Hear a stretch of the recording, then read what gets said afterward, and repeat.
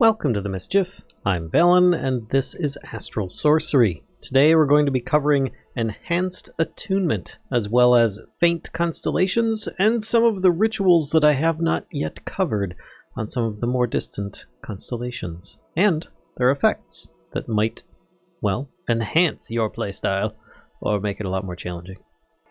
Alright, so, as per usual in this series of Astral Sorcery tutorial bit-by-bit style video craziness things, we're going to be talking a bit in the book here. So if you go to the research here, we're in the Radiance chapter now. This is, at the moment, the last chapter. There may be more in the future, there may be more additions, who knows. But we're only going to be covering Enhanced Attunement as well as some rituals today. Specifically, for the constellations that happen here. If you go all the way to the end, since you have created one of those astral telescopes, the giant observatories, you should be able to start seeing the last 4 constellations: Vorux, Gelu, Ulteria, and Alcara. Now, I'm going to say that Vorux, Gelu, and Ulteria are good.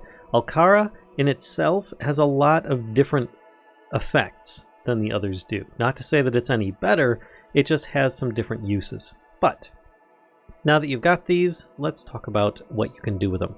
Well, typically in the past, when you go to constellations, something like Lucerna, Horologium, Fornax, Pelotrio, etc., you could, attune things to them. You could not attune yourself to any except for the first 5, Armara and these 4 here. But you can add traits of these to your crystals, thus changing the effects specifically in rituals. So if I click on something like Vorux, the first one here, it talks about it a little bit, and then it says it has a trait modifier. It's also usable in the Refraction table. We will be covering some of that as well. And that's pretty much it. So the trait it adds is going to be a little bit different. So if I grab one of these, I've got a Vicio Celestial Crystal. It's been attuned to Vicio, which means I dropped it in here and it was attuned to Vicio. Now this is an Alcara ritual. So, or an Alcara setup right now for the constellation. If I toss it in there, it will not re-attune it to that. It will add the trait of Alcara to it, changing the effects quite often of what the ritual actually is, thus giving you a whole new set of different effects. Alright, and as you can see here, I now pick this up, and it says it is trait of Alcara on there, and it's still attuned to Vicio, so therefore it will have a different effect when put in place here. Oh god, what just happened? Yeah, you're going to want to watch out for that. Each one of these may have, well, corrupted effects. Some of them may be useful, some of them may be just darn scary. So you got to be careful once they've been attuned to, or adding the trait of different things in here. It's definitely going to be a difference. So let's go back to the constellations here. We're going to discuss these briefly, and then I'm going to talk about the refraction table effects, and then we're going to get into all of the different rituals. So Vorux. This one here, it's the efficient constellation trait. So what this does is it will actually cover slightly more area than your usual rituals will, and it will also basically give a better effect in less ticks. So if it takes if it takes you, let's say, 1,000 ticks for something to grow in one spot, it might take half as much with this. So each tick, it will actually have a potential for a better result. Basically, it's just a more effective one. If you're on a server, it's especially good for something like that because it's just going to, get you your results a little bit easier with less effect. It's just a more efficient trait to have in that case. Now, continuing on with that, we've got Gelu.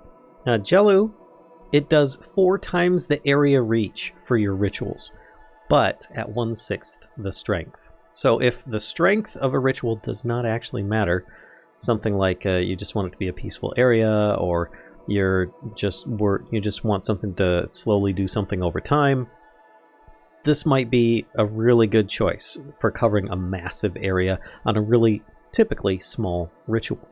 If you go into Ulteria, it's going to have 4 times the power. So it's kind of like the opposite of Gelu, because it's also going to have 1/5 of the area reach. So this is going to be a lot stronger of an effect in a itty bitty living space for it. And then of course you've got Alcara. This is the one that I was just talking about and that we just used over here on the attunement altar itself. But it is probably the most dangerous, but also the most useful. This one here will corrupt your rituals. Basically, attuned crystals are far more likely to fracture while used. This is not likely thing anymore. The fracturing mechanic, to the best of my knowledge, has been removed, but your rituals will then become corrupted, which I will go over that. But if you really want to see it, to give an example, just click on any of the other constellations, and if you click on the next page, it will say Corrupted Ritual Effect. And this is specifically if you have the Alcara trait on an attuned crystal. So it's basically a crystal that's been attuned twice, and the second time it was attuned to Alcara. That's pretty much it. But some of them are a little bit mysterious in how they're described, and I'm here to try and help with that. But before we do, let's get over to a different altar, shall we? Okay, I'm sure you all remember the stellar refraction table from a previous episode. If you don't, then you probably should check it out because it's really strong. And this episode is where I really highlight how much stronger it has become with these faint constellations now within reach. Previously, I talked about all the different things you could, get from these things and some special combinations, some different Stardews and whatnot.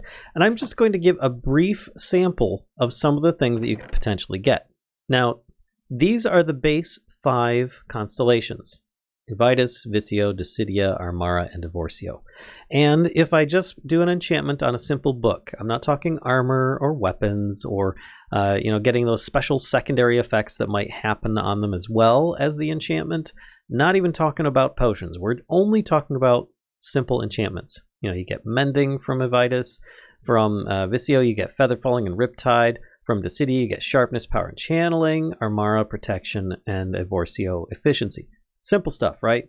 If you add in the extra ones that you can then see with the regular telescope instead of the looking glass: Mineralis, Octans, Lucerna, Pelotrio, Fornax, Botes, and Horologium, which is probably the most challenging one, only coming up every, 36 days, I think it is. But you then get these different effects here. If you want to see them, you're probably going to have to rewind the video and pause. But there you go. You get a whole bunch of different effects, which can be very useful, specifically if you're looking for those ones to add them on. Now, if you go to the faint constellations, this is where it really gets good. Now, this is just me using creative effects to give some idea of what you might get. Vorux, Ulteria, Gelu, and Alcara. Vorux could potentially get you all of these different things. Now, not to say that these power levels are completely accurate, because I just stacked the same thing over and over. And this is the lowest you could possibly get. So you can see I've got Smite, Bane of Arthropods, Sharpness, Power, Channeling, and Piercing. So effectively, like this sword here, it's pretty good because it's got Mending, it's got Smite, it's got Bane of Arthropods, and Sharpness. Yes, you can stack them this way. You cannot stack one of these books with a vanilla anvil, though, so don't think that you can just kind of, get those benefits to all work. But if you enchant the sword in this manner, then it would work with all both those enchantments. But continuing on, Ulteria, you'd get like all the different protections. Yes, that's true. You can become practically invincible. Gelu, you can get a whole bunch of just different effects, especially Unbreaking, and a bit of shoe enhancement, which nothing wrong with that. You could probably also add this in an anvil to something, but I don't know if it'll actually keep things that are already on the enchanted boots. You'll probably have to test that yourself and check the output before you do it. Alcara, of course, adds in Sweeping Edge, Lure, Luck of the Sea, Silk Touch, and Quick Charge, which, if you're not familiar with Quick Charge, I believe that just means that things like that need a charge, basically like a Starlight Charge, will just recharge faster. So you can see the difference with some of these other ones giving 1 to as many as 3 in some rare cases enchants. These ones really give a whole lot more options once you've got them. So this is really where the powerhouse is of Astral Sorcery, is finding those distant constellations. Now let's talk about some of the rituals that I didn't cover in previous videos, but I will today. All right, to start off with, let's go with the base 5 constellation rituals. And here we have Aevitas. This is not your standard recipe. This is, of course, your corrupted one with the trait of Alcara added. Previously, it would help grow things and healing and all sorts of lovely stuff. Now, it's actually kind of the opposite, as one might expect, with a corrupted ritual in most cases. So when I place this down, it'll do several things. One, I get status effects: bleeding, weakness, mining fatigue, and hunger. I'm in creative. I don't want to die, so that's why I'm in creative. You can see the bleeding effect currently being applied to this dummy. It also works on passive mobs as well as enemy mobs. Also, it will be the anti to any kind of planting area. As you can see here, crops will start being removed. Thank you for ending it. It's suffering. It will be removed. They will all start just kind of popping out of the ground, sort of like if there wasn't any water nearby and or not enough light or something like that. There is enough light, by the way. I did put some light sources down. It's just a matter of, yeah, this is part of the trait of Alcara being added to Aevitas. Right, now this next one is Armara. This is kind of the inverted effect. This is a corrupted ritual once again that we're talking about, and with it having the trait of Alcara on there, it will therefore benefit the mobs. Now this will work for passive mobs as well. I do not get the benefits from it. As before, it was kind of, different, but if I take this out, actually, allow me to do this. We'll wait for the farticles to go away. Yes, I'm calling them farticles. Let's just deal with it. And you'll see that we've got the dummy mod here. If I hit this, I'm doing 1.15 damage, right? If I put this in place, they then now get effects, and I'm doing 0.23. So they get resistance, speed, and strength. So therefore, you're going to be fighting stronger, faster, more defensive mobs in an area. So this could be useful in some ways, but for me, I think I'd rather not. Okay, here I have the Evorsio one set up with Alcara. Now I am going to actually take a little bit extra here. Let me grab some Evorsio crystals. I'm going to want one of those so that I can link it, but I'm going to put it in place, and you'll start seeing some particles going on here. Looks pretty cool. Don't see really too much going on, right? Well, let's enhance that, shall we? As I'm in creative mode right now, I can just duplicate these very simply, and I can link this up. Let me get myself a few lenses. In fact, just adding that, you can already see that something's happening here. It is currently building a platform. It will build the bottom part of a sphere out from it. Now, you can add in more. Obviously, you can just, kind of wait for it, and it will eventually get out to a certain diameter. But I do have one that's already finished that I can better use as an example. Here we are back at the main base where I've got all sorts of pretty lights set up and different displays. But if you remember, I had this set up with a ritual anchor going to another area. This entire area was dug out as a large circle from the previous ritual that I had done. And you can see once it gets out to a certain point, it starts placing cobblestone and other type stuff like dirt and whatnot. But this is about the range that it does once focused. I mean, it's pretty decent. It'd probably end up being smaller or larger depending upon what stats you currently have. But you can see the area that had been carved out previously is now a little bit overflowing with how full it was. Okay, so I'm sure you remember at the beginning of the video some weird, crazy stuff went on with my viewpoint changing. Well, that is due to the Vicio corruption that happens from Alcara. Basically, if you add the trait in for that, you get a lot of negative effects. By doing this, what happened? Well, first, you get mining fatigue 10, you get slowness 10, and any methods of flight, except for things like, Elytras or Vicio Mantle of the Stars, you won't be able to fly.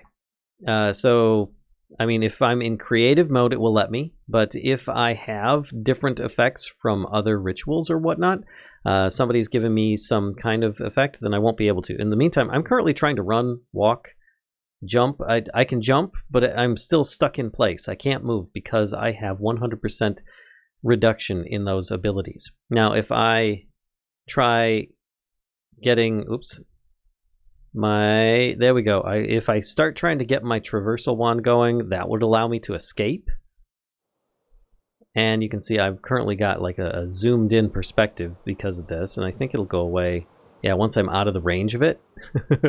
But otherwise, I need to try and figure out how I could fly with super zoomed in mode. It's not helping. Oh, there we go. Much better. So once you remove the crystal and you wait for the effects to wear off, it's all good. So there are some ways that you can move, but otherwise it's a really good way of just stopping any kind of critters in the area from doing anything for the most part. All right, this next one is Discidia, the last of the 5 main constellations. And this one, well, it has a kind of reversal of its previous effects to damage enemies. Now it kind of empowers them as well as injures allies. I guess it's best if you can see. Let me put a spider here, put a horse here. We'll even put down a target dummy so you can see as well. Put this in place, and you can see the horse is killed quickly from some damage. The spider then gets a bunch of buffs on it. In fact, it will empower them, give them a regeneration. It's a dangerous one to mess around with, but hey, if you want to play the bad guy, there you go. Alright, this next one is Octans. This is not corrupted. This is normal. This is actually as it's intended, and I have it focused right now for some better effects. But basically, over time, it will kind of start fishing for you. You can start seeing, if I back up here, little puff effects.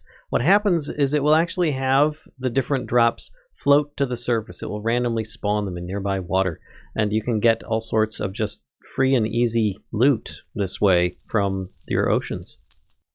Now on the other end of the spectrum, I have an Octans here that is corrupted. This one here has the Alcara trait on it. I put this in place. It doesn't like things like lava. It will eventually turn non-water fluids basically into sand. So it kind of does that. And eventually over time it will also kind of drop out some fish as well, as it's similar to the previous one, just not quite as effective. But this is a really good way of just eliminating lava in an area, so you don't need to actually fill it in yourself. Alright, this one here is most likely going to be one of the favorites of most Minecrafters that play modded Minecraft. Mineralis, you put it in place. Yes, I currently have it being a little bit focused, or at least I thought I did. Let me focus it now. There we go. And it will start making ores generate in stone nearby. It's very effective for this. So most likely, obviously, you're going to get the more common stuff. But I just kind of placed in a bunch of stones so you could see. We're getting redstone, coal, iron. You'll probably just get the base vanilla ores as well. You're not going to find others in there. But it will also do things like diamonds and such like that. Now the corrupted version is actually even better. Right, and here we have Mineralis corrupted. This one here is very unique. It's similar to the, I guess unique isn't quite the word. It is very special. Now I have it hooked up, of course, to a ritual anchor in another location. It is currently being focused, and there's all sorts of stuff going on. By placing this one down, you start creating a massive structure. Now this took hours to do. I just let it sit there while I was working on some other stuff. But this basically will create, it'll start off with a giant, large platform. Then, of stone. Then it will start populating that stone if you reinsert it or if you just wait a bit with ores. So it will actually create you a giant ore sphere.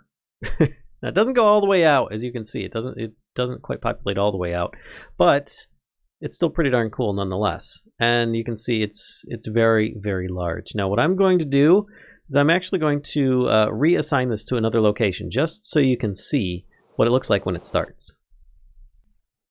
Now as you can see here, I'm looking down a very, very long shaft. At the very bottom is that actual ritual anchor from before. So what I'm going to do is actually start this up a little bit higher. But that's the idea. It will keep an empty path all the way up from above the previous ritual anchor. So now I'm just going to link these two together. Alright, so as we're above the previous structure at this point, I'm going to link it to this one. And you'll start seeing it is creating a very large area platform. So you can use this for multiple things. To start with, you could just use it for creating a large platform. I mean, it's just really nice to be able to do that. Of course, it is going to be filled with some ores on occasion, which is just a nice side benefit. But eventually, that large sphere will fill up, and then it will start going up to the next level, and the next level, and the next level, etc., depending upon how well focused and how much starlight you have going on and the different effects of the crystal. But this is the basic idea. It will just slowly populate over time. Actually, it's pretty darn quick when you think about it, how many blocks are actually being filled. But it will start there and then slowly build itself up layer after layer after layer. One of the most interesting ones that I have seen as of yet. It's very different, very unique, and I think a lot of people are very willing to take advantage of it. Oh, and just for reference, the circle that's currently here is much smaller than the circle that's at the bottom because of updates to the mod that have changed it slightly. So previously, when I was down underneath the sphere, this is probably more towards the edge that you're going to be seeing. Not quite so big as this one, as that was the previous version that just recently got updated. Also, you're going to really want to be careful because if you insert that thing when it's not hooked up to a ritual anchor, it will start producing this thing right above the ritual area itself. Can be a little bit awkward to try and clean that up. Alright, and here we have Bootes. This is not corrupted, this is just a standard ritual, and it is one of the more distant constellations. What it allows you to do is any passives that have regular drops, like cows in this example, will slowly, over time, similar to the Mineralis one, shed their resources. Now, I currently have them trapped in here with a whole bunch of hoppers underneath, and those hoppers are being fed into this chest. Now, this has been going on for some time. It is not something that I did recently, so this is an over-exaggeration of how much you'll get. This is a very long time. This is many, many hours. But still, you're going to slowly be getting some leather, raw beef from the cows in this example, allowing you a whole bunch of just, well, free rewards without having to kill anything. Now, if you don't mind a little bit of slaughter, then, well, the corrupted version of Bootes is more for you. Basically, it's going to just kill things. Now, keep in mind how much we've got in here. We've got 9 and 1 raw beef left. So let's put this in. I think I've got like 9 cows in there right now. So if I put this in, everything dies. And all their drops go in. And we get a whole lot of results coming through. What happens is it'll slaughter mobs in the area, and you'll get the drops from them at a very increased rate. It'll basically be like a looting effect. So yeah, we got a lot of leather from that, a lot more than we normally would with it. So it's one way of kind of clearing out stuff and still getting some drops. But yeah, it can be dangerous for those that are trying to keep their passive mobs alive. And look at this, we're working on a second stack of beef at this point, just from like 9 cows. That's quite a lot. Okay, so here we have Pelotrio. Yes, I brought the cows back. We'll be needing them for a future example here shortly. But Pelotrio, I put this one in here. This is not corrupted. This is a standard Pelotrio ritual. And what it will do is it will slowly bring animals and creatures and stuff. Well, I don't know if it'll bring animals or not, but it will definitely bring mobs into the area. It will start spawning them in at a regular rate, regardless if there is a Lucerna ritual or not. So you could potentially... Oh, look, I just got a witch in with the mobs. And we even got zombie villagers. You can get some really rare spawns with this. But yeah, it's definitely something you got to watch out for. Lucerna or not, it's still going to spawn stuff. Now, if I go with this other one, the Pelotrio Celestial Crystal that has been corrupted, you're going to get a little different effect. For example, let me make it peaceful real quick. And I'm going to spawn in a few horses, because why not, right? I'm going to put in the corrupted Pelotrio Crystal that has the trait Alcara on it. What it does is it will slowly change things. Namely, things you don't expect, like cows are being turned into zombies. Horses. They may even be turned into something else. And as you can see there, we just had a horse being turned into a skeleton horse. There are all sorts of other creatures that might be converted to other forms, depending upon what the base form is. So yeah, just be aware that the corrupted version of that can be a bit interesting. So you could also potentially get some more specific mobs that you're looking for if you know what you're going to transform them into.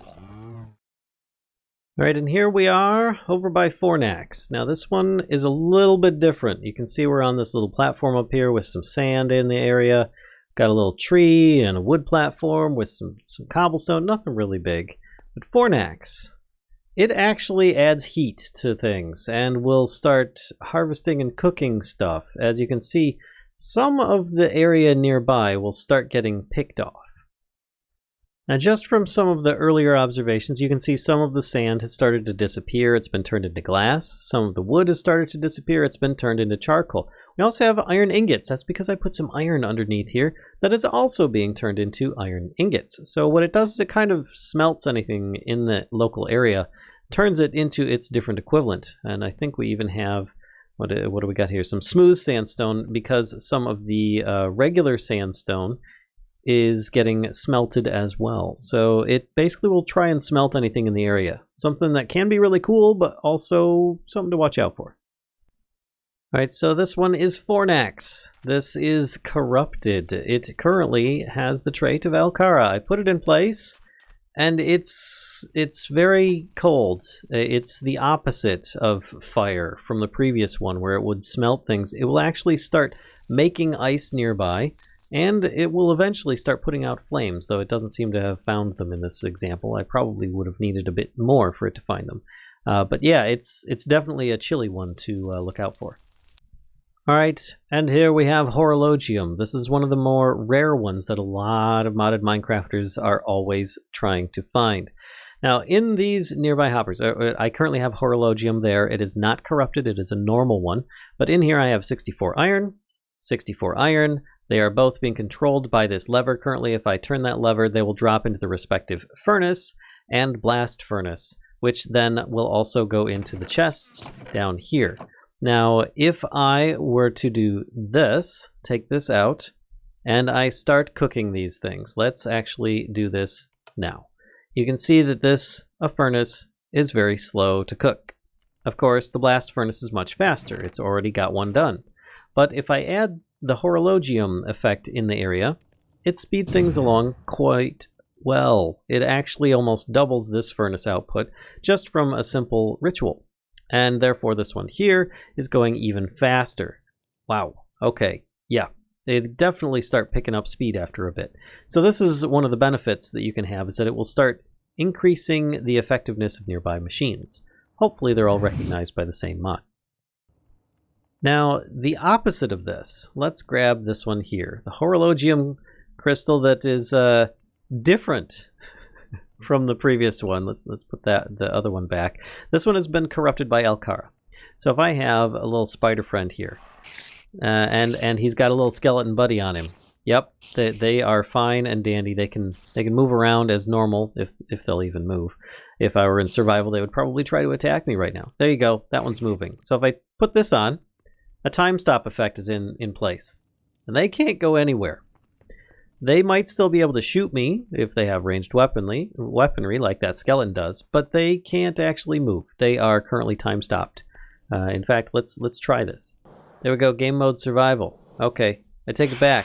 Apparently shooting me is not a thing, but it does help with some of your little problem flyers up there. I've been in creative mode for way too long, and they've been waiting to come down and get me, but now they can't even shoot me.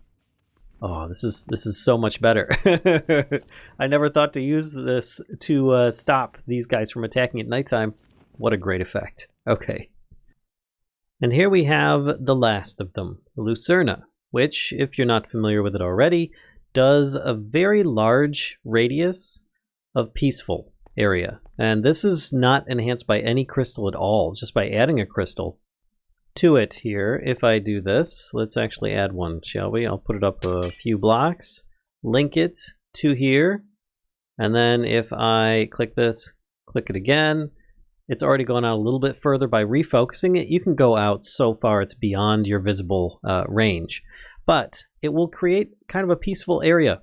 Basically, if mobs are in the area, they're fine. But they won't spawn anymore. So eventually, if they do despawn, then they won't spawn anymore in there unless you've got other rituals that are kind of contradicting that. Now, to go the opposite of that, we have the Alcara version. This has nothing to do with mob spawns. It's more about day and night cycles. Now, I currently have everything stopped at nighttime just for the effects of this video. But if you put in the Alcara traded Lucerna crystal, it will no longer do the effects on mobs nearby. What it will do, though, is have a chance at reverting a tick of the day-night cycle. Now, it does not work during the daytime. What it will do is it will work during the nighttime. It can potentially make the nighttime longer. So every tick that there is of nighttime, it will actually have a chance of reverting it, therefore just kind of not happening. So if you currently are watching the sky, and you can see that the moon itself is moving slowly, on occasion it might not actually move at all, is what this effect will happen, or will have. And that can be to great benefit for those that are really trying to get a lot done during the highest peak of a moon phase for their like altars, or they just want longer nights because they don't last long enough and they really want to focus on Astral Sorcery and are tired of relying on other mods to try and skip the daytime if they're even available. And there you have it, the end of another Astral Sorcery episode, talking about all of the different options that you have with corrupting your rituals, as well as some of the benefits you can get with Stellar Enchantment.